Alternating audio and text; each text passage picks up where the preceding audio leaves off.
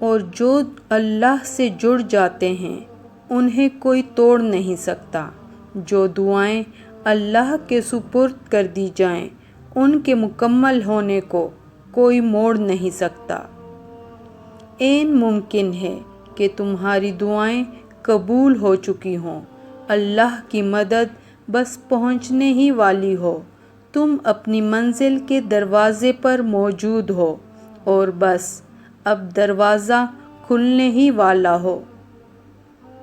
اللہ پر بھروسہ رکھو اس بچے کی طرح جس کو اگر ہوا میں اچالا جائے تو وہ ہنستا ہے اور ڈرتا نہیں ہے، کیونکہ وہ جانتا ہے کہ مجھے پیار کرنے والا کبھی گرنے نہیں دے گا۔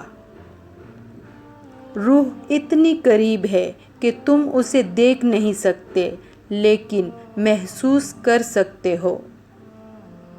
ایسا کچھ نہیں جو بدل نہیں سکتا اور ایسا کچھ نہیں جو وہ تمہیں دے نہیں سکتا۔ پھر کیوں بھول جاتے ہو کہ جب وہ ایک راستہ بند کر دیتا ہے تو اس کے بدلے میں 10 اور راستے کھول دیتا ہے۔ جس انسان کے دل میں خدا نہیں رہتا وہ دل ایک ویران گھر کی مانند ہے جہاں پر مکڑی کے جالوں کے سوا اور کچھ نہیں ہوتا۔ رشتے توڑنا بہت آسان ہوتا ہے، اصل سمجھداری یہ ہے کہ کچھ بھی ہو جائے درگزر کر کے محبت کو ہمیشہ قائم رکھا جائے۔ خواہش نفس انسان کی دشمن ہے جس کی وہ پیروی کرنے کو تیار رہتا ہے۔ جب بندہ دنیا کے ہاتھوں ٹوٹتا ہے تو اس کی اللہ سے جڑنے کی شروعات ہوتی ہے۔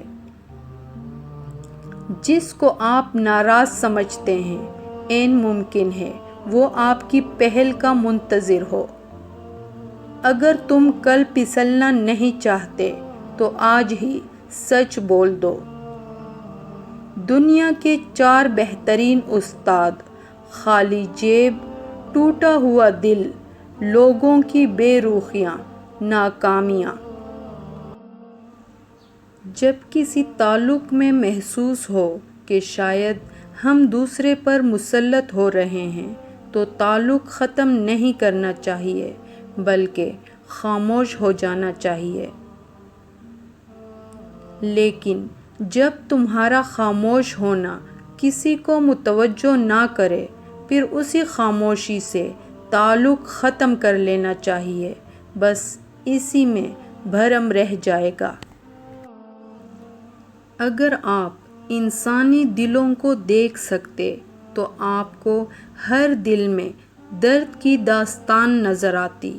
تو آئیں ہم ایک دوسرے پر رحم کریں، خدا ہم پر رحم کرے گا۔ ہمیشہ خوش رہیں اور ہمیں اپنی دعاؤں میں یاد رکھیں۔